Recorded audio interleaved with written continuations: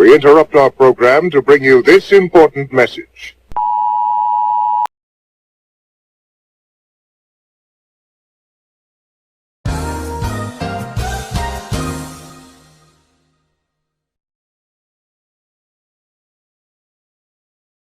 Selamat datang. Selamat Welcome to datang. podcast.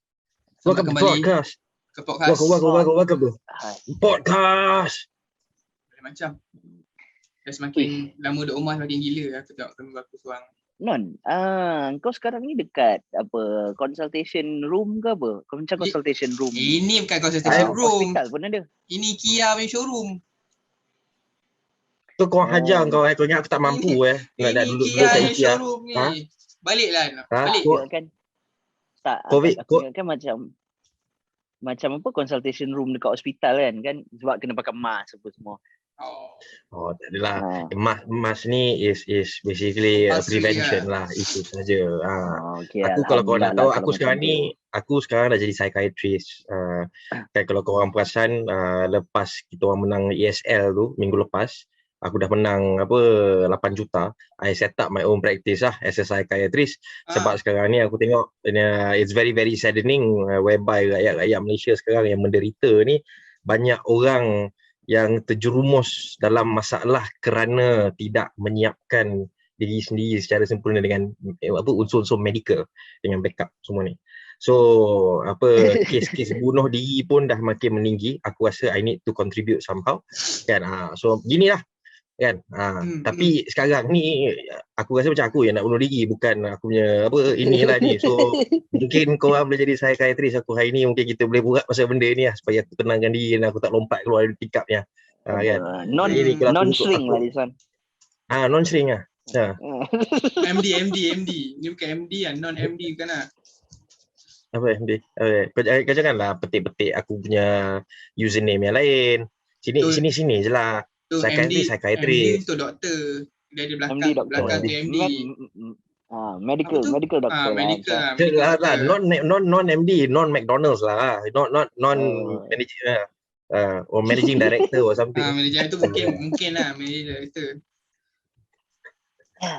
So, in light of apa benda yang aku sebut tadi tu, I think this week kalau boleh let's cover something that's not too, we don't want to make it too serious, but at the same time benda ni aku rasa is very very important juga lah in terms of experiences korang dengan hospital ataupun apa-apa kesakitan ke apa-apa, whatever experiences that's medical wise. Do you think we can do that for this week? Aku rasa kalau buat macam ni pun I think we can cover a lot of things lah. Yeah? And I'm pretty sure everyone has got experiences lah dengan benda macam ni kan. Ya, macam aku, kes aku sejak tahun 2013 aku regular lah dekat hospital. Aku setiap tahun dia macam in lah. Oh. In Cara kau cakap macam mak aku Mak aku hospital dia buat macam hotel. Mak aku kan hotelier kan. So kadang-kadang kalau macam dia penat, dia pening ke apa kan, dia macam malas nak benda ke apa, dia sampai je, I think doctor you better admit me lah. You just admit me. Just admit. Aku ada that feeling benda juga lah. Serius, once kau dah selalu dekat hospital yang kau terbiasa dengan keadaan sekeliling hospital tu, benda tu dah jadi norm untuk kau. So kau macam I rather be in a ward though. Obviously sakit-sakit tu memang orang kata perit lah, tapi apart from that, keadaan dalam ward tu ada sesuatu yang buat aku macam rasa myself lah, like I can really feel like calm in a way, even though macam aku pernah ada sekali pengalaman yang bila aku duduk hospital, aku ada 2 orang yang meninggal di ward yang sama, di malam yang sama dengan aku punya ward tu. Akhirnya macam pagi tadi kau nampak pakcik tengah baring, malam-malam anak-anak dia nangis, dah tarik dia keluar kat situ lah. So macam even though that happened, but you know it's life, so dia buat aku macam realise, oh shit, you know, benda ni singkat sebenarnya. So macam lama-kelamaan mula kau rasa annoying ni, asyik hospital dia, lepas tu macam I already be here lah in the ward. So itu ya. Bagi aku dia memang ada a category of patients whereby korang masuk untuk check in ataupun korang masuk untuk betul-betul kat time kau sakit lah. Betul. Mak aku ni dia macam a bit of both lah. Whereby kalau betul sakit kau perlu masuk hospital kan. Tapi kalau macam dia pening kan, doktor, I know my body, so you just admit me, just admit me, just give me a room, just give me a room. Dia lepak lah dalam 3 hari 4 hari kan. Mak aku memang antara orang yang memang betul suka pergi hospital. Aku tak tahu kenapa. Dia macam second home untuk dia lah basically lah. So in that sense, bila memang dia seronok dia suka pergi hospital, dia the prerequisite semua kena adalah insurance kan, how much is your coverage and what not, benda semua. Of course these are all for emergencies lah kan. So aku bagi one example lah in terms of emergency yang I you know, if I could turn back time, I would have done it again, just so that you know the risk tu kurang kat situ. Masa anak aku dilahirkan, I think around when he was about about 4 to 6 months old, dia ada develop ataupun ada contract this lung infection. So bila he contracted this lung infection, I think when he was about 3 months old, dia punya insurance punya policy tu aku dah ambil time wife aku still mengandung. Tapi nak jadikan cerita, bila anak aku dah sakit and dia tak ada nafas and aku masuk dalam hospital tu kan, the maturity period of the insurance tu was shy by 4 days. Faham? So that means whatever it is, the bills that came in ke, semua tu automatically jadi self pay and kau tak boleh nak claim because dia tak mature lagi. Betul. So in that sense tu, to get my son, sebab mak aku anak aku masuk ICU kan, sekali dengan wife aku jaga and everything, masuk tube and everything benda semua. So it's heart-wrenching and heartbreaking lah. Whereby you know, okay, money can always be found, you can look for money, faham, betul. Tapi at that point of time, if your you know bill kau tiba-tiba 30,000 40,000 and tak semua orang ada 30,000 40,000, betul kan? Rather than you paying 30,000 40,000 for one self-pay punya bill, might as well you take an insurance policy that cost you about RM300 a month kan. 300 actually quite high juga untuk biasa-biasanya kan. You know, but if you do that, then you mitigate all your problems, tak ada masalah semua. And I think this is very important lah, especially macam sekarang kan, kau tengok kan kes berpuluh ribu, mana ada tempat tu nak masuk government hospital kan. Aku punya member Bubuk kan, Melu kenal Bubuk tak silap aku. Jal kau tak pernah jumpa Bubuk hari dia rider Foodpanda. Okay. So dia ni dia accident. So bila dia accident, dia pergi ke hospital. Bila pergi ke hospital, doktor semua check, waktu dia cakap okay, awak patah tulang bahu. Okay. Tak, awak patah tulang rusuk. Dia cakap rusuk, ada 2 batang kot, rusuk patah. So dia nak duduk situ tak boleh, tak ada katil, tak boleh admit. So bagi painkiller ke, tak tahu bagi painkiller biasa ke tak, waktu suruh balik rumah. So dia dah balik. Dah balik ke rumah, masih sakit. Esoknya tu aku telefon tu, dia nak keluar, nak bawa kereta. Aku cakap dia, kau rusuk patah. Kan, kau nak pergi mana? Kan? Oh, aku nak kena tukar appointment and everything, benda semua, nak kena balik Perlis and what not. So by the time dia balik Perlis tu, dia pergi ke klinik biasalah to check lah kan. So the thing is, bila dia buat macam tu, dia check betul-betul. So rupa-rupanya patah dia tu, dia bukannya rusuk saja, dia punya collarbone pun patah. So there's a few more rib cages yang betul-betul patah juga. So whatever it is, dia punya diagnosis yang dia buat lepas dia accident tu, dia tak accurate because terlampau ramai orang dekat hospital pasal COVID case. And you cannot, you know, tend to yourself for better, you know, medical punya attention lah kan, in that sense kan. So bagi aku rasa benda-benda ni sangat penting lah, sebab sekarang nyawa ni very very frail and very very fragile kan. But that's one of my experiences lah dengan anak aku lah. So maybe korang boleh share juga, korang boleh relate ke macam mana tu. Tak tahulah korang tiba-tiba ada anak yang aku tak tahu ke, tiba-tiba mana tahu kan. Aku banyak emergency cases ataupun macam situations, tapi dia tak melibatkan diri aku, bukan aku yang sakit. It's more to people around me. It's more to people around me yang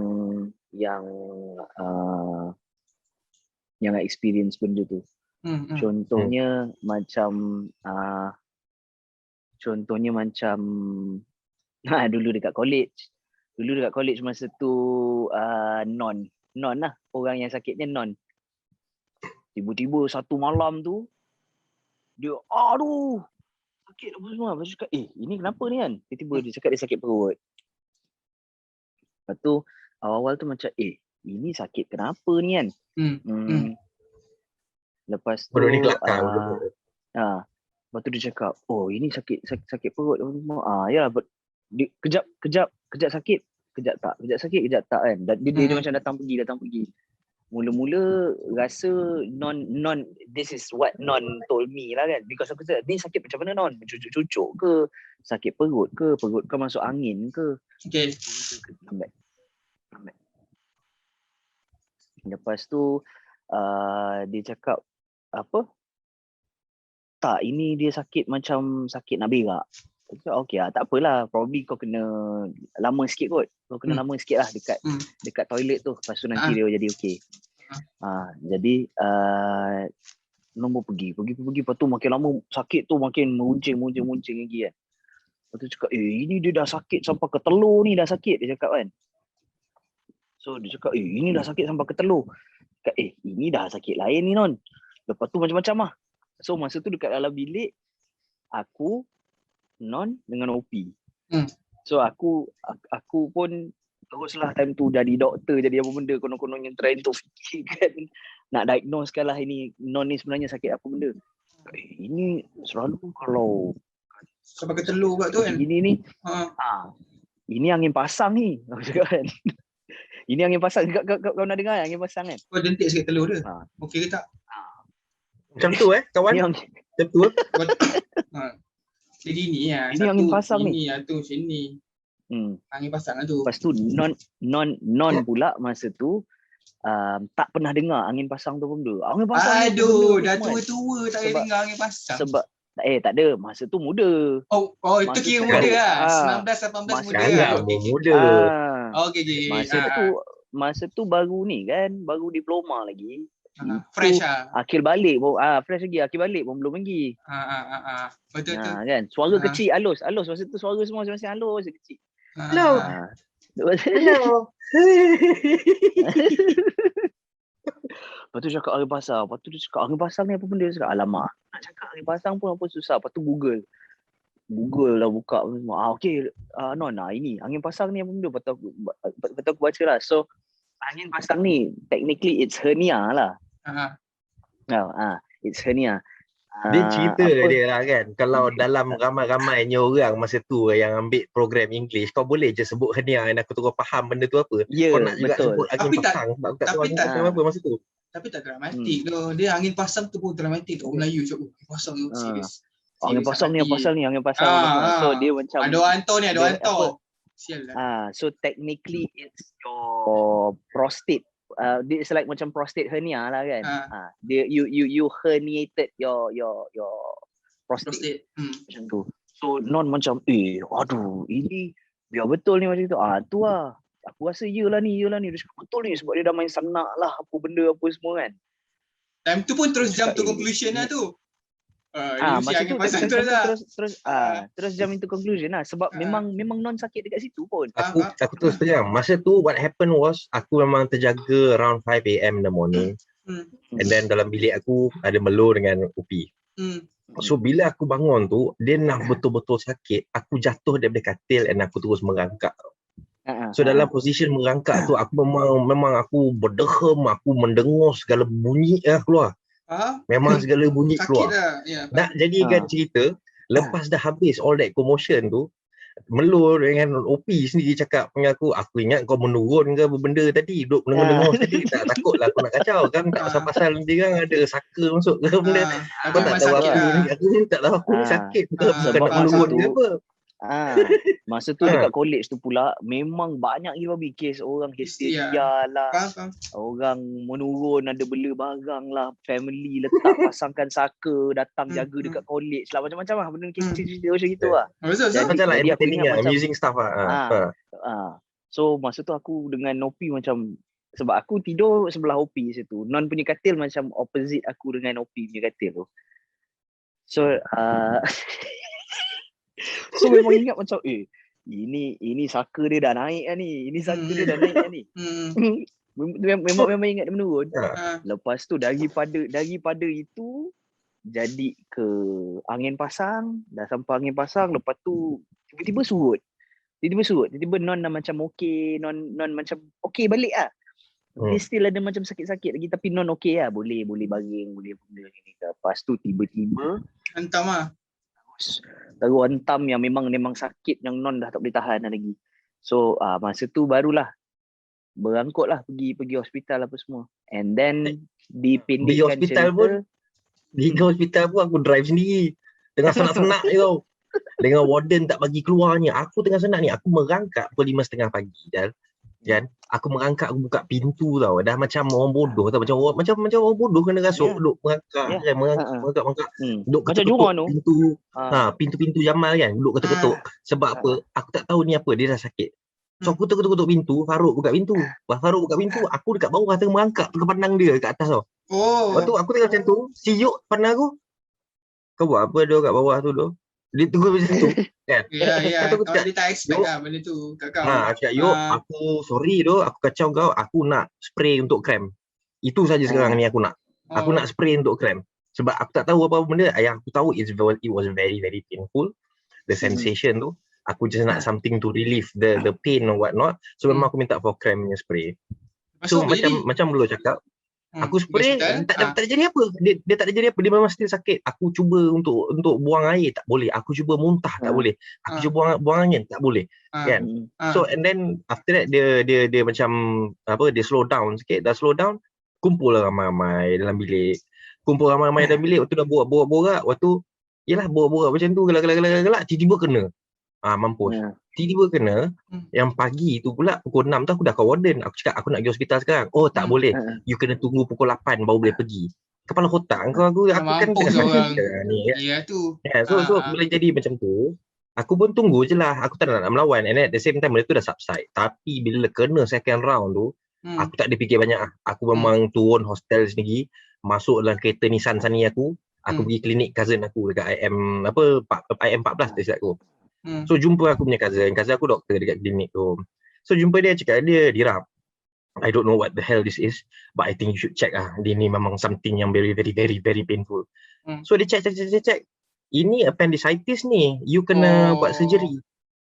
Aku ni memang tak suka orang sentuh-sentuh badan aku, lagi-lagi surgery lah kan. Memang tak cerita dia kan. So aku cakap dengan dia lah, so boleh ke kalau I tak remove benda ni? Boleh, tapi you mati lah kalau dia rupture. So bila dia cakap macam tu, aku terus takut lah. Betul. So aku terus takut. Dia call member dia lagi seorang doktor dekat KPJ tu. Apa nama hospital tu? Yang belakang Mega tu? Apa? Kau ingat tak? Aku lupa lah. Kuantan. KMC, Kuantan Medical Center. So pergi KMC, dia call seorang doktor dekat KMC tu. KMC. So pergi ke sana, aku jumpalah doktor yang dia refer tu, which is the girlfriend. So dah macam tu aku call parents aku, mak aku, bapak aku, benda semua. So ini cerita yang aku ingat. Bila mak aku dapat tahu yang aku nak kena buat surgery, mak aku dah kelang kabut. So mak aku dah roger bapak aku. Mak aku dengan bapak aku ni bercerai. Dia orang ni tak boleh duduk sama-sama. Mak aku ni jenis pandai bagan tau. Bapak aku ni jenis senyap. So bila dia orang bersama dalam satu kereta and dia orang travelling to Kuantan kan, untuk aku ni dah nak masuk surgery. Bapak aku ni boleh relax, bawa 80, bawa 90. Lepas tu mak aku dah pukul-pukul bapak aku dalam kereta. Anak you ni nak mati. Cepatlah sikit bawa kereta. Yang you relax sangat ni kenapa? Tu dia orang dah sampai. Pergi semua tu. So the purpose of them coming tu bukan for the administration. Satunya they wanted to check on me, and then mak aku memang dia nak tengok the surgery and what not. Tapi bapak aku tu aku minta tolong dia datang sebab aku dah cakap dia, tolong bawa balik kereta lah tu So at least tak payah I nak risau kan, nanti nak balik is either I take the bus ataupun I tumpang siapa, I don't have to drive. So jadilah macam tu. So pergilah buat operation and everything benda semua. So it's a good thing back then pun the insurance coverage was around kan. Cuba kau bayangkan kalau tak ada insurance coverage kan, waktu mampu kau punya appendix rupture, masa tu juga kau memang nak kena buat surgery and what not kan. So I think these things all very very important lah. But in all honesty, benda tu memang separuh kelakar dan separuh very traumatizing lah untuk aku lah.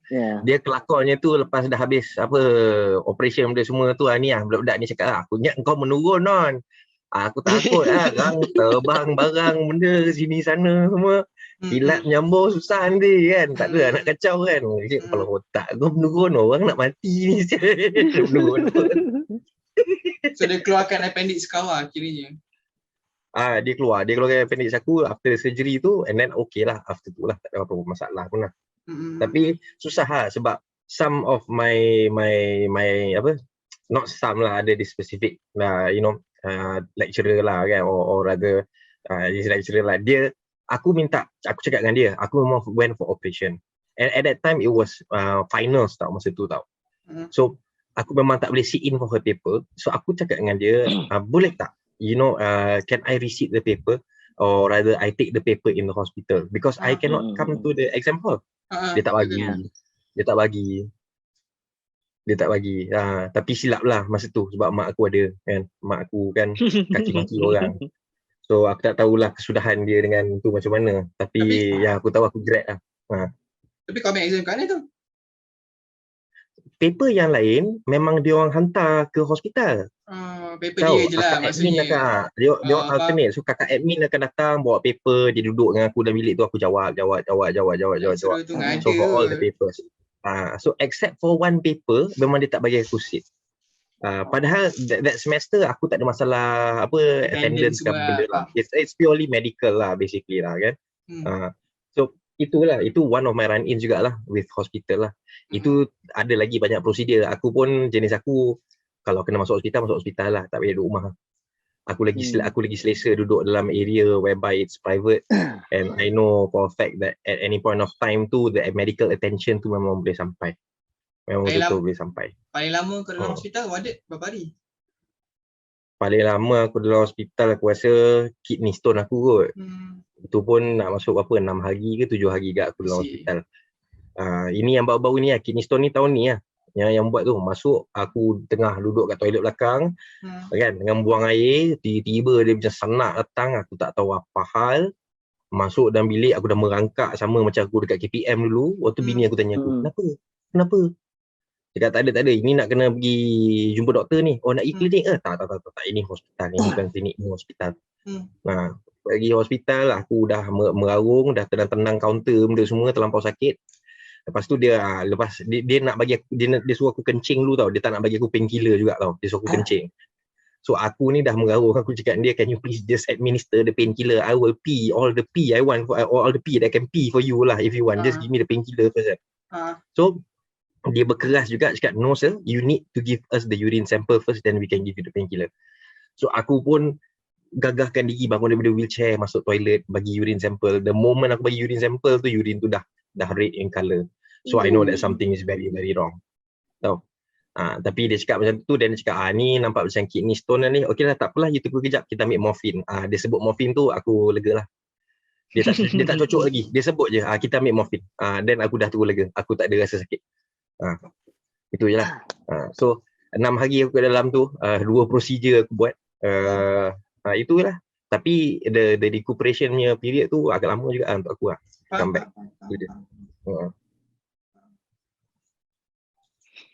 Lu kau dalam kau warded, pernah warded tak? Berapa lama tu? Aku rasa lu tak pernah kena warded tak? Aku tak pernah kena warded. Aku kalau macam aku punya sendiri personal experience, it's not. Ini masa zaman sekolah. Yalah, sebab kita pun cakap pasal kecemasan dan benda ni semua kan. Masa tu zaman sekolah. Okay, masa ni sekolah rendah tau. Aku masa sekolah rendah dulu, aku tak tahu aku dah cerita ke belum benda ni dekat dalam podcast kita ni. Aku rasa belum cerita. Tapi kalau kata korang dengar, aku dah pernah cerita, aku akan tukar cerita lain lah. Okay. So aku dulu sekolah rendah, sekolah boys school. So semua budak-budak ni. Jadi aku memang budak-budak kelas aku semua memang brotherhood lah, memang unite apa semua. Masa darjah 5, darjah 6 ni semua. Itu orang semua main bola, semua wakil sekolah.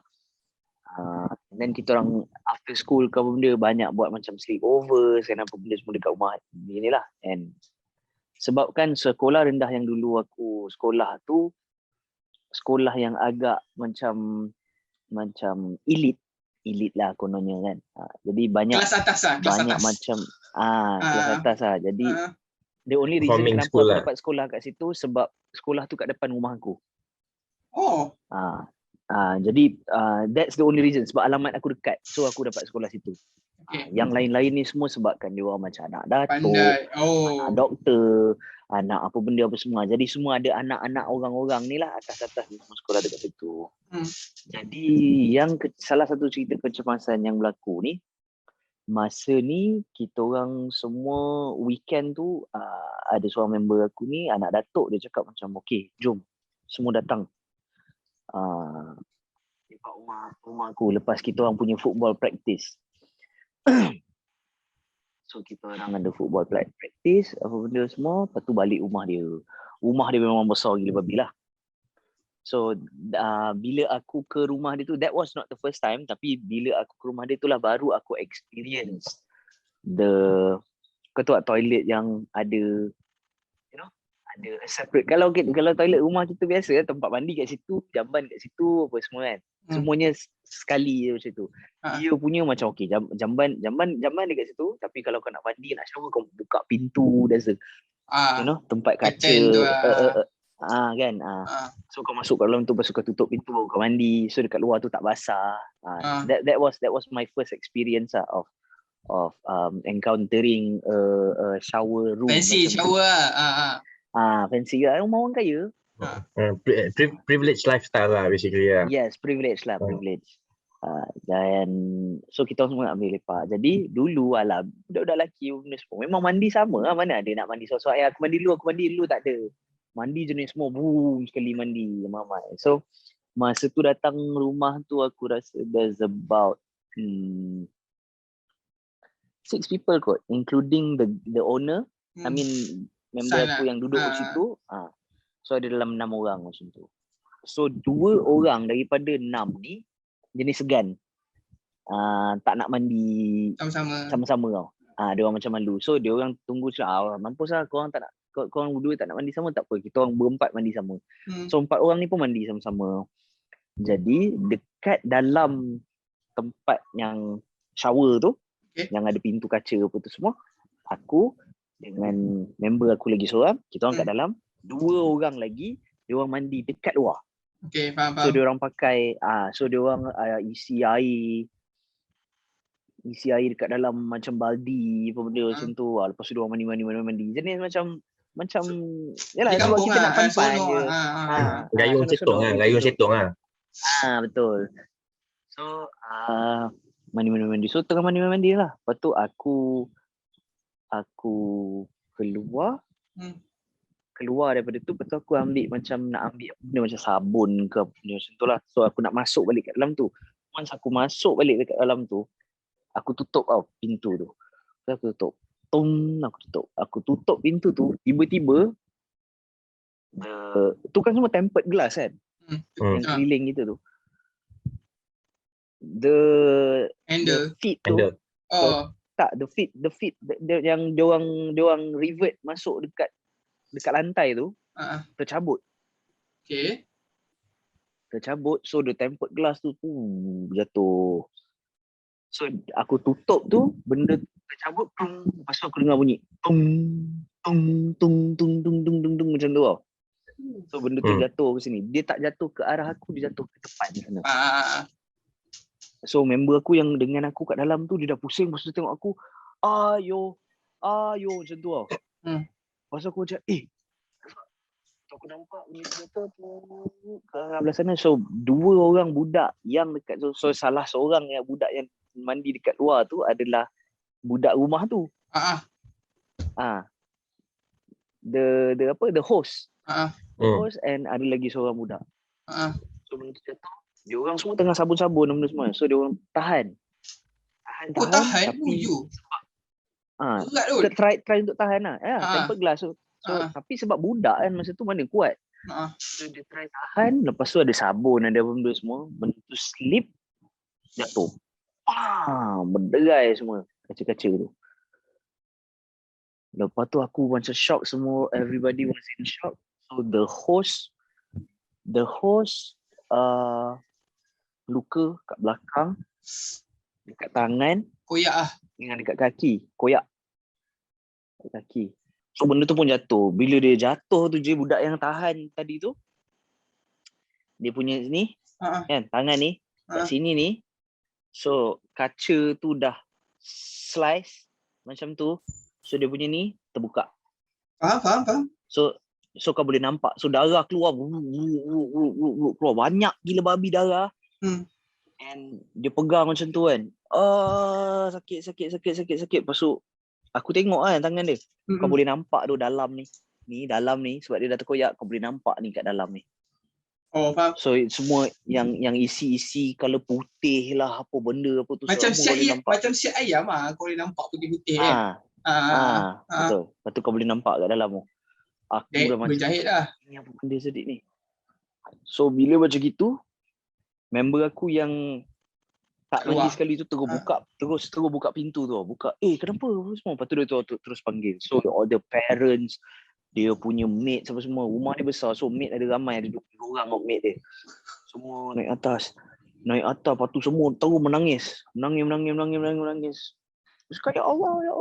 Lepas tu terus bawa keluar seorang. Yang budak yang tangan dia tu yang paling parah sekali lah. Yelah, terburai siul. Lepas tu dia pegang macam ni, lepas tu dia cakap dengan tu, Aunty ada towel tak Aunty? Ada towel tak Aunty? Dia cakap macam tu kan.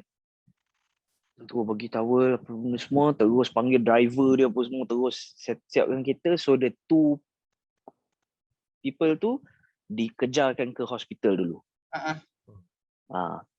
So while benda ni semua tengah terjadi, aku just keras kat situ, pegang sabun tau, tengah mandi kan. Lepas aku tengok je semua benda ni tengah berlaku. Lepas tu yang member aku yang sekali tu pun keluar juga, dia pun ada sikit lah, kaki dia semua ada luka. So dekat lantai ni, tempered glass yang tebal-tebal tu, kan, tempered glass yang tebal-tebal tu semua dah penuh kat atas lantai. Tapi masa tu aku dah tak sedar apa benda dah. Tiba-tiba tadi kecoh, lepas tu orang datang nangis-nangis, bawa keluar. Lepas tu toilet tu dah kosong, tinggal aku seorang-seorang kat dalam tu. Oh ya? Lepas tu aku macam, apa benda aku buat kat sini ni? Lepas tu baru macam aku snap out of it kan. So aku buang sabun tu. Lepas tu aku jalan. Aku jalan atas kaca tu, tapi aku tak sedar dah. Sebab adrenaline apa semua dah tinggi kan. Aku jalan atas kaca, memang krak, aku pijak. Masa tu pula aku gemuk. Memang gemuk gila babi masa tu tau. Bulat. Jadi aku pijak kaca, pop aku terus keluar. Terbenam kan kaki kau. Kaca hilang tu. Keluar, aku pakai towel apa benda apa semua. Lepas tu pakai baju benda. Lepas tu aku duduk dekat macam, sebab rumah dia ada banyak-banyak tingkat. So kita orang dekat macam level split level lah. We were on the third level kalau tak silap aku. Okay. So aku duduk dekat ruang tamu third level tu. Duduk kat situ, aku dengan 2 orang lagi member aku yang mandi dengan aku tu, and one of the guy yang tak mandi dengan kita tu. Duduk macam tu, tunggu. Lepas tu bila dia orang yang berdua yang tu dah sampai hospital, driver dia datang balik, ambil aku dengan yang tadi ni pula. So kita orang bertiga pula pun masuk dalam tu, pergi hospital yang sama. Okay. Check up sekali lah. Check up sekali. So sampai dekat situ, terus kena bawa masuk kat dalam bilik doktor tu. Lepas tu aku terus cakap, kawan-kawan saya tadi macam mana? Dia orang semua dah dekat dalam bilik surgery apa benda semua lah kan. Aku cakap, iya ke? Aku cakap, tapi sekarang ni saya nak check up apa semua dulu. So dia panggil member aku yang mandi dengan aku tu, pergi check up dulu lah. So dia check up tu semua dekat depan aku dengan member aku lagi seorang lah. So kita orang berdua tengok macam tu. Buka, dia suruh telanjang bulat. Lepas tu dia check. Lepas tu baru sedar yang kaki dia pun ada luka, ada terbelah apa benda semua, kat tapak kaki dia pun ada luka. So dia cakap, okay, sebab awak dah luka ni, saya kena bagi injection. Lepas tu member aku tu menjerit-jerit macam, injection doktor, tak nak, saya tak nak. Awak kena bertenang. Lepas tu aku dengan member aku lagi seorang ni nak rasa kelakar, macam nak gelak, tapi pada masa yang sama macam, fuck, benda ni serius, kita tak boleh nak bergelak kan. So kita orang macam, tak apa, okey, boleh. Tahan je. Lepas tu dia, sound doktor terus ni kan. Cakap, okey, dah. Okay, dah gitu dia bagi macam ubat benda iodine lah, apa benda semua dah sapu-sapu macam okay, awak dah boleh tunggu kat luar. So next lepas tu aku pula okay, awak buka semua baju. Aku pun telanjang lah bulat kat situ kan. Doktor tu check, dia suruh aku angkat tangan, pusing, dia check telinga aku, check mata, check semua benda dia check. Kaki benda semua, telur aku dia pegang, dia angkat, dia tengok bawah, gini pegang macam okay. Semua lagi ni pusing. Jadi bontot pun dia buka, dia cekih macam gitu. Jadi macam ayam lah aku kat situ. Dia tengok benda, okay tak ada, semua dah okay macam ni. Lepas tu doktor tu tengok aku, dia cakap, "You're a lucky boy Dia cakap macam tu. Lepas tu aku cakap, kenapa pula? Dia cakap, "You are the only one yang dalam ni keluar unscathed. Tak ada apa. Badan aku tak ada cala, kaki aku tak ada berdarah, tak ada apa. Langsung tak ada apa-apa." Dia cakap, "Were you in the bathroom juga?" Dia cakap, betul, bathroom. Lepas tu dia suruh aku duduk, lepas tu dia tengok tapak kaki aku kan. Dia tengok, tak ada apa. Padahal aku pijak tu. Tempered glass yang tebal-tebal tu semua memang aku pijak. Krak, aku keluar. Tapi tak ada apa. Aku rasa it's the same macam apa? Macam kau jalan atas bara tu. Sebab kau dah mentality kau dah lain kan. So bila kau pijak tu kau dah tak rasa apa, dah tak ada apa-apa. Jadi kulit tebal tu. Jadi aku terus jadi macam tu lah. Dia dah check, dia bawa keluar, okey dah tak apa, awak boleh tunggu dekat luar. So aku pun tunggu kat luar. Tunggu dekat luar, duduk, dah lama macam itu. Lepas tu abang member aku tu datang cakap, nak tengok tak dia orang? Okey tengok. So kita orang pergi tengok lah. Pergi tengok, lepas tu parents masing-masing apa semua sampai tengok benda semua. Yang paling kesian member aku yang tangan dia tu lah. Dia kidal, menulis apa benda semua pakai tangan kiri. Tangan dia pula yang tu yang jahanam. So dia kena belajar tulis pakai tangan kanan. Memang kesian gila lah. Lepas tu pergi sekolah and then the next year tu dia tak ada. Parents dia pindahkan dia sekolah. Oh ya? Kawan-kawan jahanam macam korang lah. Tu lah. Takut lah. Tapi tak ada siapa yang macam pinpoint kesalahan kau macam, siapa cause of this? Tak ada orang tanya lah. Tanya. Aku rasa at that point of time with that kind of situation, it's a bit unfair to point fingers lah, sebab masing-masing semua budak-budak, semua having a good time. It's accidents can happen kan. Alah, kita tapi masa sebagai, tu tapi masa tu lah sebenarnya family datuk tu was quite pissed juga lah dengan aku. I see. Sebab aku memang cerita apa benda yang jadi. Benda ni jadi macam gini. Masa tu cakap macam tu, engkau ni patutnya apa abang dia dah memang dah besar, dah bukan level study pun tau. Orang dah kerja apa semua kan. Abang dia tu salah seorang lah daripada abang dia tu yang memang getak aku gila babinya. Macam engkau ni patutnya yang badan-badan besar ni doktor, patut aku nak panggil doktor lah, suruh inject engkau ni. Macam gitu. Dia cakap macam, kau tengok adik aku dah dekat atas apa, yalah dekat hospital lah, dekat hospital lah apa benda lah. Kan. Lepas tu tunjuk, kau tengok macam gini, kau pula tak ada apa-apa. Dia macam tak puas hati aku tak kena apa-apa tau. Ya. Lepas tu dia macam, yalah dia takut-takutkan aku apa benda semua. Dia cakap dia nak bagi tahu bapak dia lah, apalah, ini nanti nak kena jadi kes polis lah apa benda dia macam gitu. Tapi bila dah lama-lama tu siapa? I can't remember. I think one of his sister ataupun mak dia ke apa benda yang datang aku pun cakap dah lah tak ada apa. Jangan fikirkan sangat benda pun dah jadi apa semua. And then diorang macam tak puas hati. Dia cakap, yelah engkau datuk apa semua kan. Of course barang-barang yang kau pasang kat rumah kau semua mesti of the highest quality. Aku faham lah benda tu. So dia macam cakap, macam mana benda tu boleh tercabut? Mesti korang ada buat benda lain dekat dalam tu. Dia yang pasang salah, kita pula buat benda lain. So aku tak tahu lah kan. Aku pun I really don't know macam mana benda tu boleh terjadi. Tapi aku rasa bersalah lah masa tu. Faham. And then lepas tu aku benda besar. And then aku minta maaf balik dengan dia orang apa semua. Macam I'm really sorry lah apa. Yalah, because memang aku yang tutup pintu tu pun. Tapi bukannya aku tutup macam tu. Kan? Sebab yalah, kita pun tahu benda tu kaca apa semua. Aku pun takut saya nak tutup kaca kuat-kuat itu. Memang aku tutup faham. perlahan macam tu kan. And then tiba benda tu tercabut tau from the Bagi from kata the orang Melayu floor. lah. Bagi kata orang Melayu lah. Benda nak edit macam mana? Tu lah. So, So bab-bab Asal itu memang agak menakutkan lah untuk aku. bab-bab yang kau cakap tadi apa, memang kau terkerat nampak dalam tu, itu dah biasa terjadi kat aku. So ada sebab abang ada, kalau kau perasan aku ada dua, kalau kau tengok aku real life kan aku ada dua parut dekat kiri kanan kening aku. Ni bukan sebab aku nak jadi Aaron Aziz, bukan. Wolverine. Bukan. So ni aku berlaku time ni masa tu aku kecil-kecil. Masa tu masih lagi dekat sekolah KKL lah. So kita orang kan pergi rumah orang kahwin, lama-lama saudara mara dah. Masa tu aku umur aku rasa dari 1 dari 2. So ramai lah. Saudara mara pun lebih kurang sama 10 tahun, 11 tahun, 12 tahun kan. So yang kejadian yang pertama ni naik troli tau.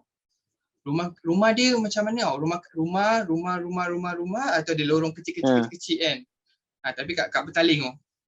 So saudara aku ni, sepupu aku ni, dia taruh aku atas troli. Troli tu dah berkarat nak mati lah. Memang berkarat gila. Okey, 1, 2, 3. Dia tolak laju kan. Dia tolak laju. Bila dia tolak troli tu, aku rasa dia terjatuh ke dia macam dia lepaskan troli tu. So aku kat dalam troli tu macam tu lah. Situ kan. Lepas troli tu dia langgar dinding rumah orang. Ngam-ngam kepala aku tu sangkut dekat besi tingkap. Besi tingkap yang kaca tu kan. Kan dia besi ujung tu. Tersangkut kat situ tu. Sap, koyak. Koyak relax lagi. So macam aku sepedi kan. Bapak aku tengok, arwah bapak aku buka, terkopak sini kan. Time tu confirm lah. Orang lain tengah kenduri kahwin, aku kat belakang tengah mengingit kan. Berjahit apa semua. Itu satu. Pengalaman nombor 2 kat sini. Kat rumah sini, masa ni aku dah darjah 4 atau darjah 5. Balik sekolah, rumah aku ada tingkat. Tangga aku tak ada tiles. Simen. Licin, sejuk. Pakai stokin, ambil bantal nak naik lah. Lompat kaki sebelah. Kau faham tak? Kacau lompat. Lompat. Stokin tu panjang tau. Sebenarnya ini kaki kau, stokin tu terlebih. Bila stokin terlebih, aku terpijak kat belakang stokin tu. So aku terslip macam tu. So dengan bantal-bantal yang kepala aku terhentak dekat tangga punya tu lah. Aku terhentak kuat sampai simen tu pecah tau. Uish. Tu bapak kata, tak apa ni luka sikit je. Tu aku pun tidur. The best part bila aku tidur tengah malam, aku rasa macam aku berpeluh tau. Tak aku lap. Aku bangun tau. Aku bangun tidur, aku tengok cermin. Aku lap kan. Aku nampak cendol kat tangan aku. Kau tahu tak cendol tu apa? Urat kening aku. Urat macam cendol. Urat tu. Sap keluar. Lepas tu bila aku gosok sini kan, sap punya lubang tu besar gini tu. Boleh nampak aku taste sini. Aku kena jahit dulu kat sini yang macam kau cakap. Pengalaman lah kat tangan aku. Aku tidur masa kecil-kecil kan. Peluh, asal berpeluh kan. Pak bangun, berdarah. Sebelum nampak cendol. Kali urat tu memang betul kali hijau. Ini tak tipu je. Dia putus sikit tu. Memang lerun lah. Masa aku baru kenal kau kan kau cukup macam Neo. Bukan Neo Matrix. So macam ni aku ingat dulu lah. Itu bapak aku kata tak apa-apa kita pergi klinik. Doktor check dulu, Doktor pun aku rasa dia berpangkat dengan bapak aku. Tak apa, doktor tampal je plaster. Dia bukan tahu plaster. Dia ambil jarum, dia ambil apa tu? Orang panggil apa yang gunting, medical gunting tu kan. Dia masuk dalam oven tu. Dia masuk dalam oven, dia panaskan doktor nak tampal plaster dia. Dia ambil tu, dia cekup dengan kepala aku, dia jahit macam tu. Dan bapak aku berhenti kaki aku kan. Time tu time zaman-zaman takut dengan apa? Dengan jarum lah. Masa aku satu lagi kat atas kepala ni lah. Pun butak kat sini. Pun aku jatuh kat. Aku pergi orang kahwin juga. Orang kahwin memang dulu kecil-kecil nakal lah. So aku nampak sepupu aku kat seberang jalan tau. Atau ada longkang. Tempat tu tanah merah, ada batu-batu, ada rut kayu kan. Aku macam lari. Aku jerit nama sepupu aku, Acak. Aku lari. Tersadung kat batu tu, kepala aku termasuk kat dalam longkang. Kepala aku masuk longkang tu. Atau kau bayangkan dekat tempat longkang tu ada rambut aku melekat dekat situ. Ya, maknanya kau punya scalp dah tercabut dan melekat kat situ lah. Aku punya kulit tu ada dekat atas longkang tu. Ya. Tu berkoyak tu kat sini lah.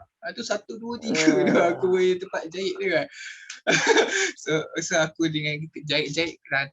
Masa tu belum lagi pengalaman masuk hospital tu. Paling busuk pun pergi klinik, tak iodine macam lo kata, tak iodine sikit, cek kepala yang okey. Tak paling busuk pun 5 3 jahitan kan, 5 3 jahitan. Okey dah settle. Sampailah aku besar. Bila aku besar, sampai sekarang tak pernah masuk ward, tak pernah demam masuk ward semua. Bila aku start masuk ward, terus tingkat paling atas tu ICU bye. Aku terus masuk ICU bila aku masuk hospital pertama kali yang hidup aku. Terus ICU. 14 hari dalam ICU. 14 hari dalam ICU Dengan macam orang kata lah, dengan dengan dia punya oksigen, dengan dia punya hotline apa semua kan. Dengan berak atas katil kencing, pakai pundi kencing. Abang tu kata, "Okay, bismillah, baca bismillah." Dia pegang yang aku punya pundi tu, dia pegang aku punya kat depan tu, dah ambil Dia pegang tu. Pundi kencing kau dia pegang? Tak, dia pegang aku punya kepala tu. Dia tekan, biar kepala tu biar dia terbuka sikit sini. Masuk ketika. Bapak dia. Memang Ketika lah, masuk dia. ketika lah. Dulu aku takut lah benda tu. Sekarang aku macam, okay bang, saya ready. Time abang okey, ada time akak kan. Time akak buka. Time akak je buka. Sakit tu. Aku pasal perasaan ketika tu aku boleh setuju dengan kau lah, sebab masa arwah ayah aku tengah sakit, dia kan stroke kan. So memang kena pakai catheter kan. We need to change every 2 weeks kena tukar tau. So bila jadi macam tu memang aku ingat aku duk fikir kat myself, I need to take care of my health lah. Memang I don't want to tube up my dick basically lah kan. Aku tak nak hidup macam tu. So bila dah jadi macam tu kena kidney stone tu, doktor tanya, so what kind of therapy that you want, what kind of surgery you want to do, macam mana kan. So aku tanyalah, what are my options kan. Dia cakap there's 2 options lah. One option is that we stick something inside your D hole and then we take it out from there. Ataupun the other is that we do the laser treatment lah, shockwave therapy itulah kan. So aku cakap dengan dia, no one is getting near my dick, you do the shockwave therapy. No one is going to put anything inside me, right? Okay, we do the shockwave therapy. Tapi aku, kalau kau tanya Melo, aku dari dulu memang always prone to injury tau. Memang always prone to injury. Kaki terseliuh lah, jatuh sini, jatuh situ. Bak kata adik aku lah, Payung ni memang suka jatuh. Dia suka jatuh, tak tahu kenapa. Dia duduk atas kursi biasa pun dia akan jatuh. Kan? So macam tak tahu kan, ni retak ni, hairline fracture ni. Doktor cakap 3 minggu, 6 minggu ni. So memang in that sense tu, sensitif benda-benda yang injury pun sensitif kot, dia punya bone sensitif kot. Dia tak adalah sensitif, dia kalau dah impact juga. Cuma previously before on certain times I can be a bit clumsy lah. So benda ni akan jadi one of the contributing factors lah. Tapi for me, I think the last story that I want to share for this session ni bukan berkaitan dengan aku, tapi not really a subject is on me. This story I've never mentioned to anyone before, tapi aku buka sekarang ni lah, because we're talking about emergency kan. So when I was 18, aku tengah belajar dekat Unicell Shah Alam.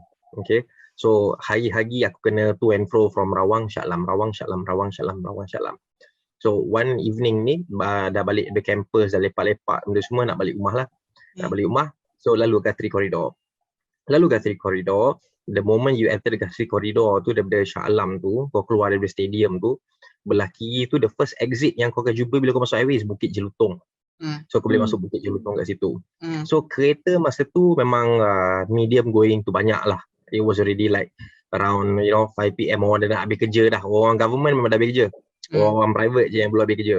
So as the highway was building up ni, aku tengah driving on the left lane, tapi aku nak terus lah. Kalau aku exit left, I will go to Bukit Jelutong. So aku driving on the left lane ni, dalam 3-4 kereta depan aku ni ada satu van. So the van ni, dia tengah drive ni, sebelah kiri aku tiba-tiba ada motor potong. Motor EX5 potong. Dia potong belah kiri, and masa tu betul-betul dekat susur, dekat exit Bukit Jelutong tu. Van ni tiba-tiba keluar belah kiri. Tak ada bagi signal, tak ada apa. Dia keluar belah kiri dekat divider line mana putih-putih tu. That means you cannot merge already dah. Kau dah terlambat dah. Okay. You know, memang dah silap kau dah. So what happened was, bila dia pusing ke kiri van ni, Dan dia tak nampak motor tu datang, dia pusing kiri, belah belakang van tu, dia hentam motor tu dah berpusing. Brother ni dah tercampak tau. Brother ni dah tercampak, dia jatuh atas jalan. The moment dia jatuh atas jalan, motor dia dah berpusing. Lepas tu van tu pun berhenti kat exit sebelah sana tu. Kereta dah start datang. Kereta dah start berhenti dah satu kereta. Aku buat 3-4 cars behind. Kan? And at that time memang tak apa. So aku berhenti lah. Berhenti. This was like pre-COVID lah, many years back kan. Berhenti. And then bila aku pergi dekat dia kan, nak pergi check dia punya motor, dia punya vitals and everything, benda semua tu, orang dah start berhenti tu. Dia ni, brother ni dah jauh, dah boleh dengar dia mengerang tu. Dengan helmet dia and what not. Aku takkan sebut nama anything lah. Aku nak cover lah, aib lah, but this is my experience lah. So bila jadi macam tu, dia dah mengerang, dia dah sakit macam tu. Dia sakit, dia mengerang. So at that point of time, aku betul-betul rasa dia akan mati lah. Okay. Sebab muka dia dah habis darah habis. Tangan dia pun, kaki dia memang dah patah belah kiri. Memang ni kaki ni kan, tulang kaki ni kan. Contohlah ini kaki macam ni kan. Dia dah macam tu lah. Dia dah memang out dah memang dia dah not in the right shape or form lah kan. So bila dia macam tu dah mengerang, I did not know what to do.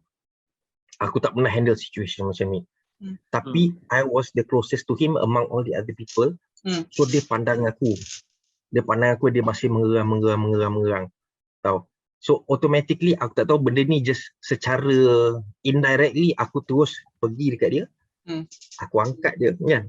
Aku letak dia dekat aku punya badan. Aku pegang dia. Aku pegang waktu aku usap dia. Cakap bang, ngucap. All the time masa aku cakap, dia dengar. So dia mengucap tu, dia sebut dia sayang. Aku tak tahu dia tengah cakap pasal bini dia ke benda ke. Is in between sayang, mengerang sakit, but dia tak boleh nak keluar sentence lain. Dia dah tercungap and what that, benda semua tu kan. So by that time tu aku dah memang full lah with blood and everything, benda semua dah. It was very heartbreaking. Masa tu aku automatically just peluk je lah, peluk sampai ambulance sampai. Terus angkat dalam stretcher and everything. Time tu memang dia dah nazak and what not. And then the ambulance went lah. The ambulance went and then polis datang ambil statement dari orang yang nampak benda semua. Aku bagi statement aku and everything semua. Aku cakap polis saya datang, dia van tu lagi belakang, dia terlanggar. Motor tu dah berpusing, dia pun dah tercampak. Saya berhenti kat belakang, saya pergi dekat dia. Saya tengok dia dah berlumuran darah, kaki dah patah semua. Lepas tu saya nampak dia mengerang. Jadi saya ni, sebab polis tu cakap, kenapa kau angkat dia? Kan, dia tanya kenapa kau angkat dia. Sebab selalu kalau orang accident, kau jangan memandai. Kau tak boleh nak terus memandai unless you have the specific, how do you say, training to do lah, to handle lah. Saya dekat first aid. Okey lah, bagus lah. So nyawa aku memang sentiasa terjaga lah kan, dengan kau lah kan. Nyawa aku pun aku tak terjaga, jaga nyawa orang. Dia buat apa? Kau pergi buat kad tu, buat apa? Tak function lah buat kad. Buat apa? Alah, takkan nak poyo-poyo, tak payahlah. Untuk keperluan anak beranak aku nanti, insyaAllah. Oh, okey. Kalau kau petik anak beranak kau, aku tak nak buat apa lah. Itu je lah, aku iakan je lah. Tapi itu one of the most heart-wrenching punya situation yang lepas tu tak tahu apa jadi dengan mangsa tu. Aku tak follow. Aku tak tahu whether he passed away ke apa benda ke, because at that point of time the journey back home tu was just complete silence and just me crying over and over again lah. Faham. Because aku tak ada plan untuk turun and engage pun, sebab selalu kalau benda macam ni kan orang cakap orang Malaysia ni suka menyibuk. Kalau accident semuanya jam, semua nak tengok. So aku always tell myself that kalau accident jangan nak sibuk nak tengok, jalan je terus. Tak payah nak keruh ke keadaan ke benda semua. Tapi sebab benda tu jadi depan mata aku. Kan?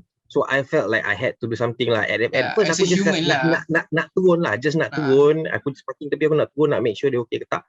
But because of his situation tu dah memang teruk macam tu. So aku punya nature instinct just took over tau. Dia tak ada, aku kena peluk dia ni. Tak ada. Dia terus, aku pergi kat dia. Aku angkat dia, letak, baringkan dia kat sini untuk aku pegang. Aku busuk.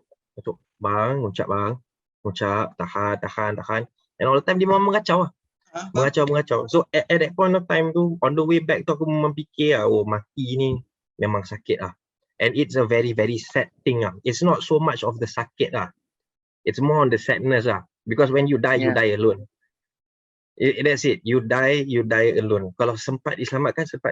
But if you die alone, aku pretty sure tu masa aku tengah peluk dia, aku tengah gosok dia tu, memang he's got a million flashbacks running through his mind Yeah, of course. Sebab dia tak boleh nak bercakap and everything. Aku tahu, aku cakap pasal benda ni sekarang pun I'm getting emotional tu, sebab aku pun betul sedih untuk brother tu No one should go or experience benda macam tu Benda tu tak patut pun It's very, very traumatizing So sebab tu, pasal benda tu aku jarang naik motor. Aku tak selalu naik motor sangat. Aku takut in that sense pun aku tak ada beli motor and everything semua.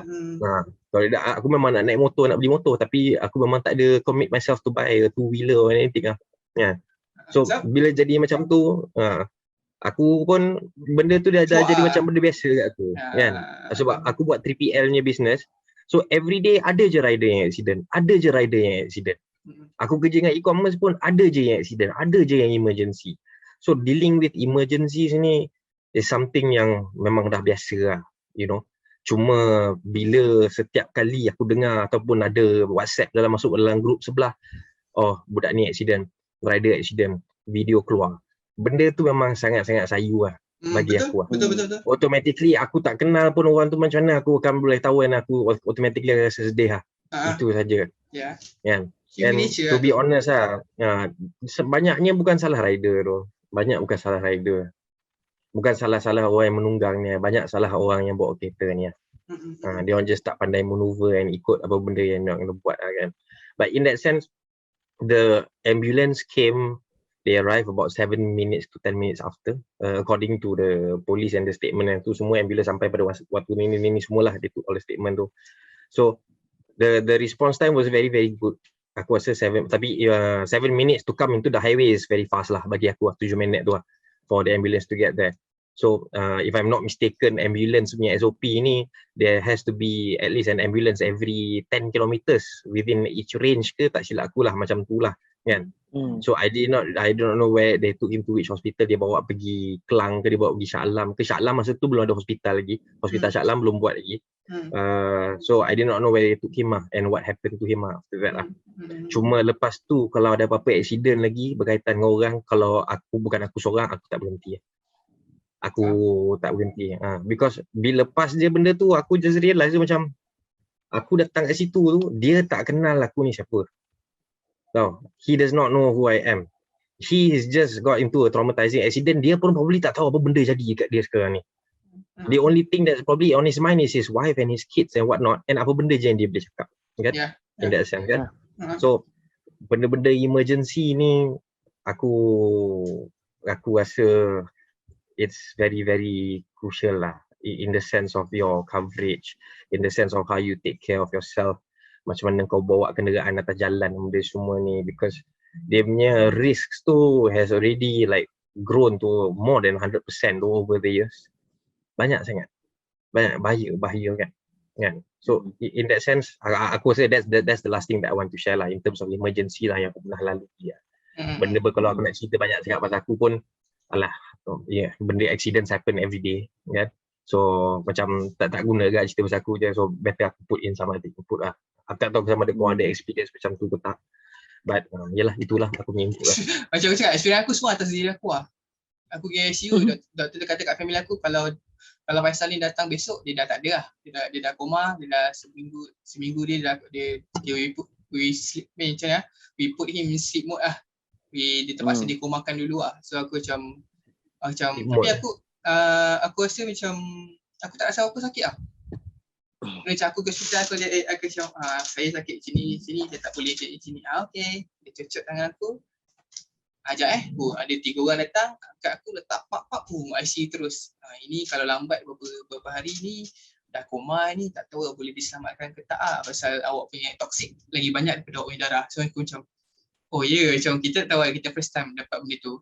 So along the way, benda-benda yang berlaku dalam suatu kecemasan, emergency tu, it taught me a lot that kadang-kadang bila aku masuk kedua yang macam kata kalau aku masuk hospital tu boleh jadi acara tahunan, dia akan jadi acara tahunan dalam hidup aku Tapi so far sekarang aku berjaya untuk manage daripada kau kosong first year kau masuk, kau belum graduate. Second year kau dah pandai sikit. Third year kau dah boleh beritahu nurse apa nak buat. Macam ni, macam ni. Doktor saya kata macam ni, macam ni. Sampai nurse kata, macam nak waktu apa nak buat? Sebab doktor beritahu saya, kalau saya kena macam ni, saya buat macam ni. Jadi macam ni. So aku pula beritahu nurse tu. Oh, nurse kena dengar apa saya cakap. So dia cakap, oh okay, saya buat macam ni. Okay. So kalau aku pergi emergency department pun, trauma emergency pun, kan ada zone selamat kan, zone green zone atau zone super Green zone, yellow zone, red zone lah. Zone critical. Aku sentiasa dekat situ lah. zone critical. Aku macam kat aku ada simptom ni. Dia tak ada tunggu giliran, dia panggil 101, tak ada. Dia angkat aku, dia ambil aku di wheelchair, letak, terus jalan. So sampailah sampai aku ada benda ni dalam rumah aku lah, dia dalam bilik aku hari-hari to remind aku yang aku ni tak normal lah sekarang. So ini kau bahaya lah. Kau bahaya lah kan. Ini bukti hidup aku lah sekarang dalam satu ni lah. So yang pengalaman hidup tu, so macam lagu apa? Macam lagu tu Fat Lamp, if I die tonight tu kan. So macam you got to know that when you die or somebody dies, it's gonna be a sequel to it. So my nasihat is to that, like memang orang selalu cakap live your life as if this is your last day. Memang betul. And then jaga macam non cakap jaga kesihatan. Siapa yang boleh ambil insurans sila akan ambil insurans. Banyak sekarang pilihan kau. Boleh yang cover COVID, ada yang tak boleh cover COVID. Macam kadang macam certain macam aku yang critical ni dah terlambat untuk ambil insurans, dah tak boleh cover and everything. Tapi kita berterima kasih kat orang yang terus bagi kita free punya medical.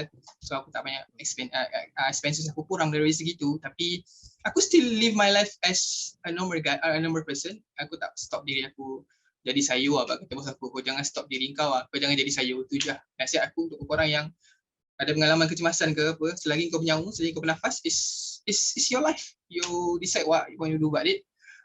Kan? Kau nak maju ke, kau jadi sayu ke, it's all up to you lah. Yeah, but macam kau cakap lah, some things can't be helped. Macam contoh arwah bapak aku kan, dia admitted into hospital Shah Alam, lepas tu buat blood transfusion, COVID test keluar negatif.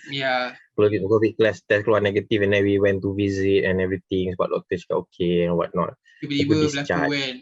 Discharge, balik ke home untuk 3 hari sahaja. And then nak pergi melawat, tiba-tiba demam.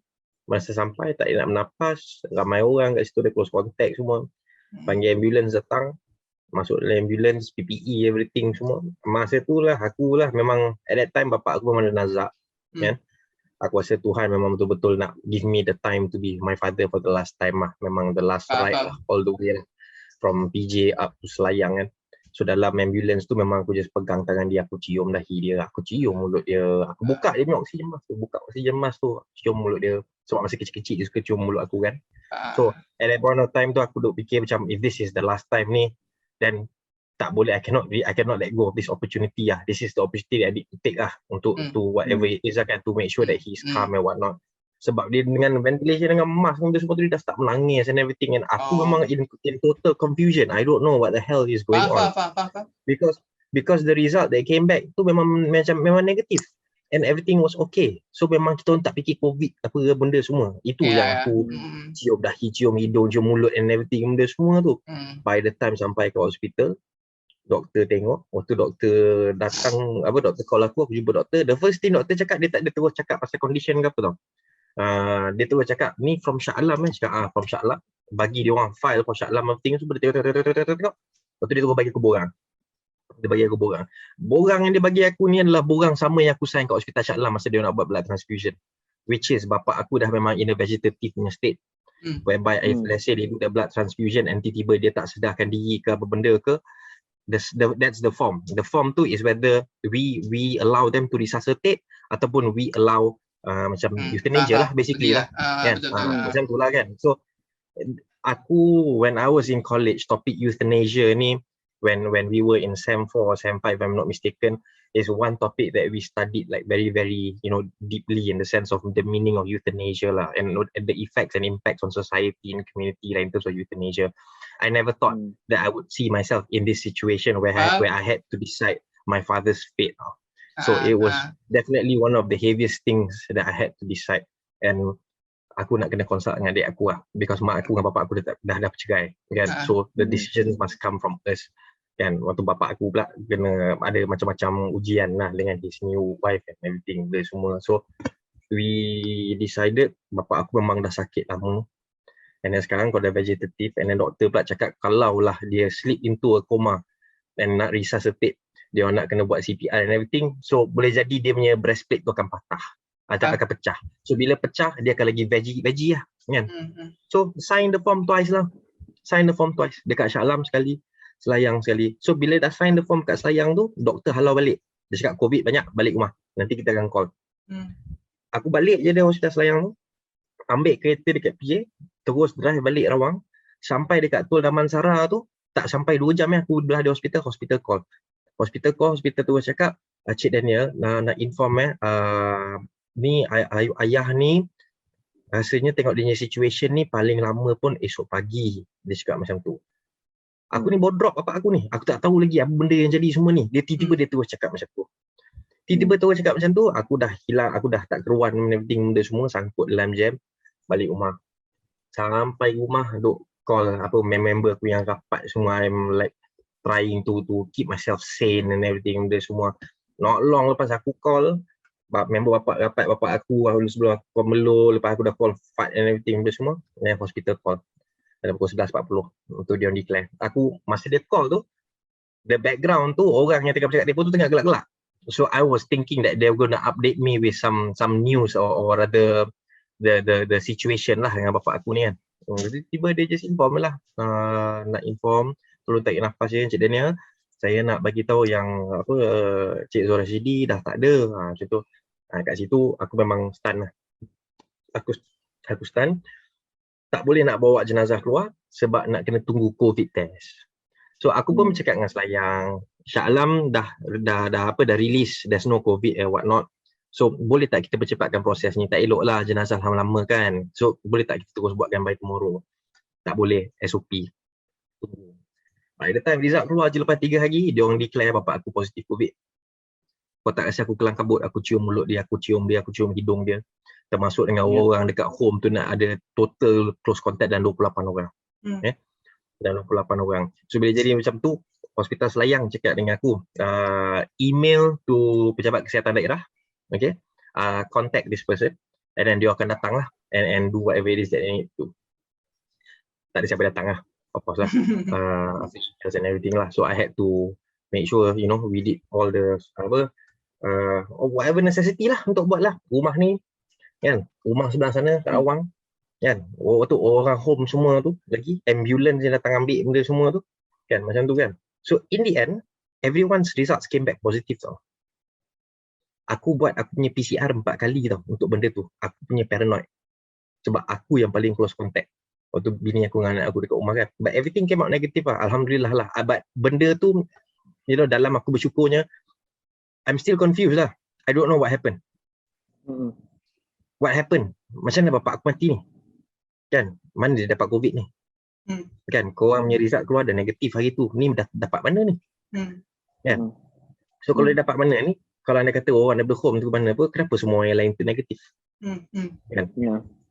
Kan? So benda ni dia dah, aku malas nak fikir, because the more you question, lagi banyak kau sakit hati lah. Kau faham tak? Kan? So at that point nanti aku fikir bapak aku dah meninggal. Tak apalah, he's in a better place, meninggal hari Jumaat, semuanya elok and then what not. Boleh lah, tak apalah. Settle lah, tak payah fikir banyak. Jadi macam tu lah, all these emergencies and what not lah. Parts and parcels of life lah, but definitely will build you lah. Kan? Betul. Aku tahu.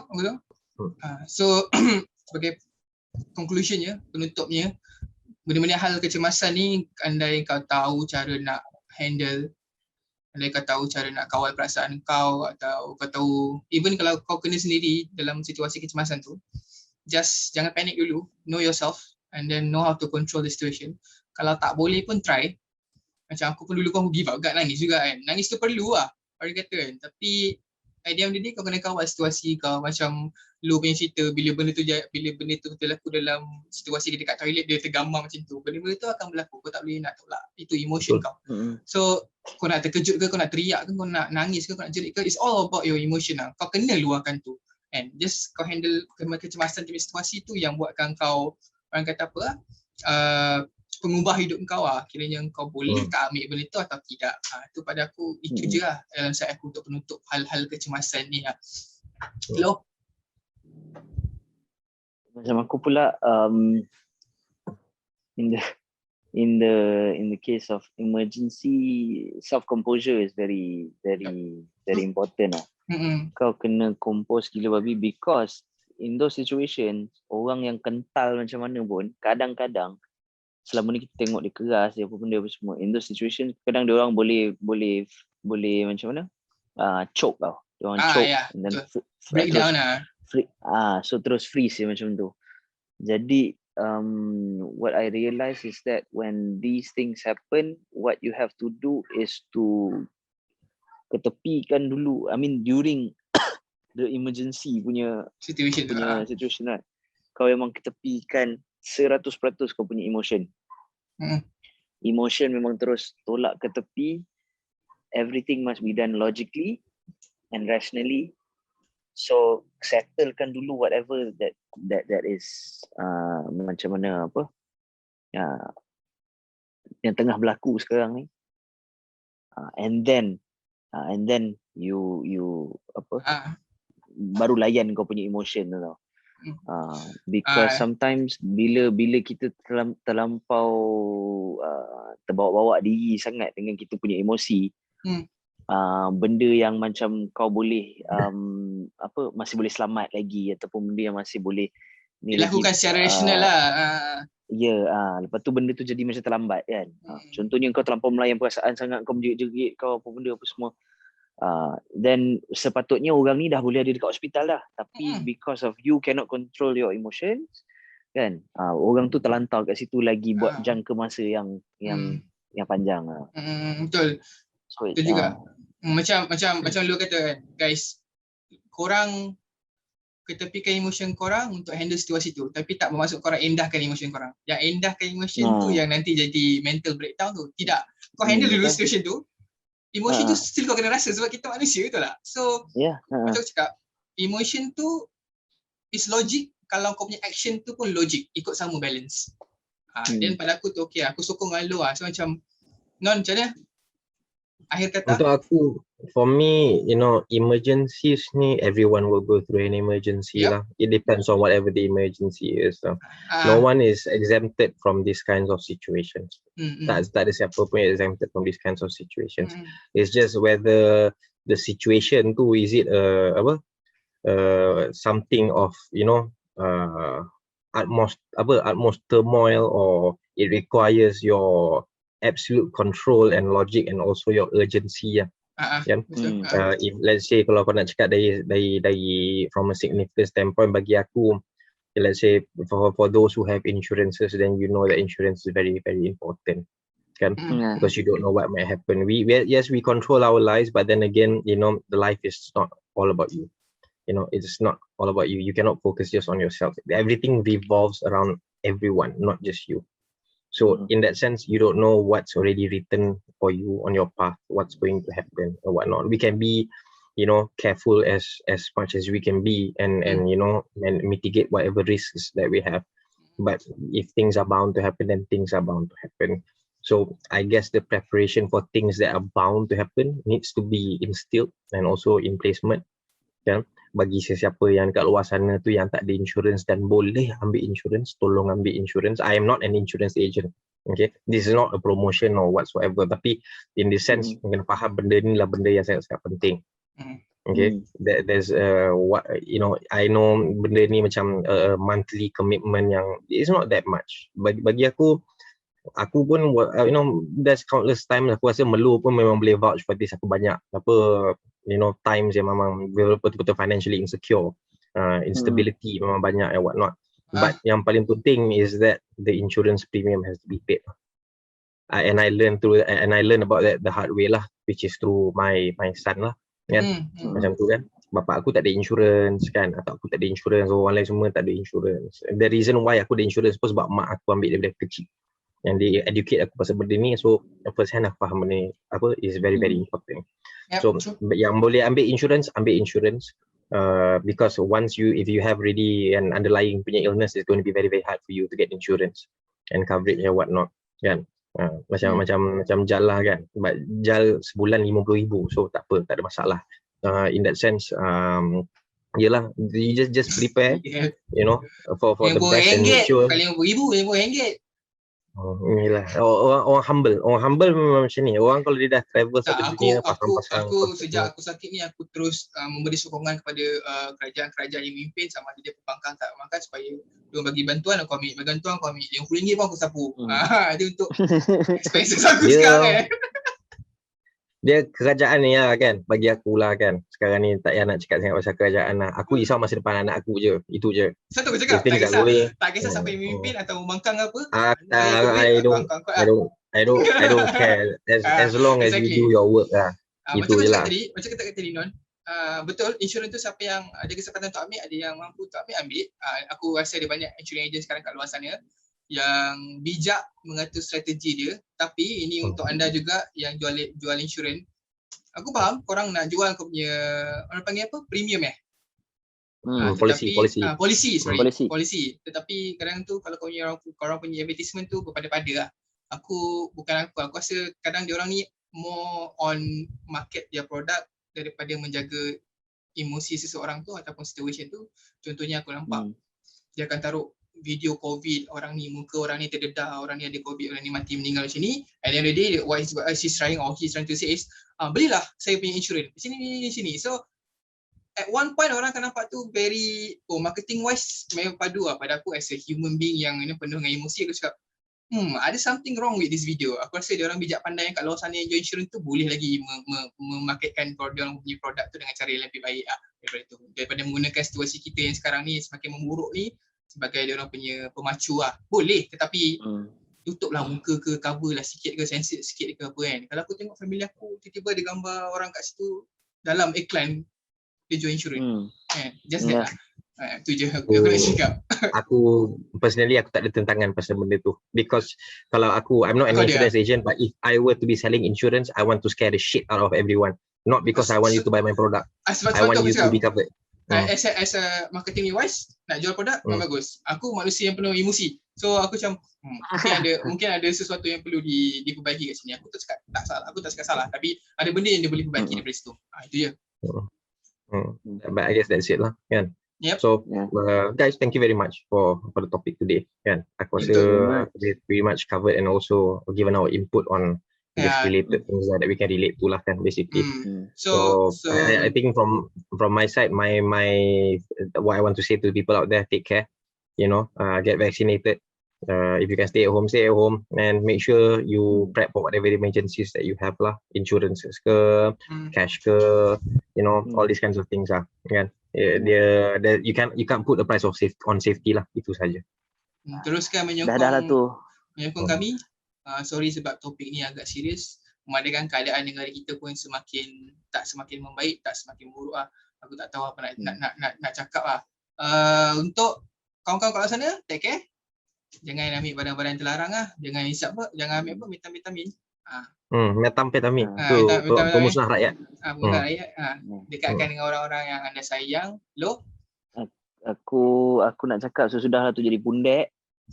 Pergilah daftar vaksin tu kan. Pergilah daftar vaksin. Sesudahlah tu jadi bodoh, jangan jadi anti-vax. Jauhi orang anti-vax. Subscribe guys. Teruskan menyokong kami. Subscribe, terus menyokong, like, dislike. Mungkin kalau korang dislike tu maknanya korang anti-vax lah tu. Sebab mati tu pasti. Tapi jangan mati dalam keadaan bodoh. Itu saja. Betul. Tahu. Macam bila kau mati dalam keadaan bodoh, dia jadi teruk macam itu. Dan kepada siapa yang belum ada insurans lagi, ini aku nak shout out dekat member baik aku, Amy, ataupun nama betul dia Sahimi Sajali. Sila. Kepada Sahimi, siapa yang tak ada boleh contact Sahimi Sajali. Boleh cari dia punya Instagram, ejaan dia Sahimi Sajali. Je lah nama tu, keluarlah dia. nama dia dekat situ. Kepala dia botak, nampak macam toyol sikit, tapi dia seorang insurance agent yang sangat berkaliber. Dia tak suruh aku cakap pun benda ni dekat sini, tapi aku just nak promote, semoga rezeki dia pun melimpah ruah sebelum lepas-lepas ni lah.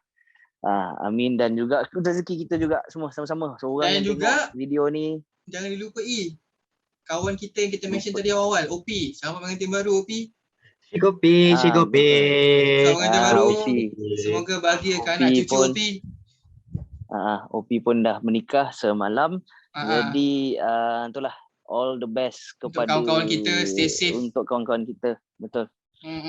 Stay Oh. safe dan sampai ketemu lagi lah rakan-rakan. Bye guys, thank you. Bye. Selamat.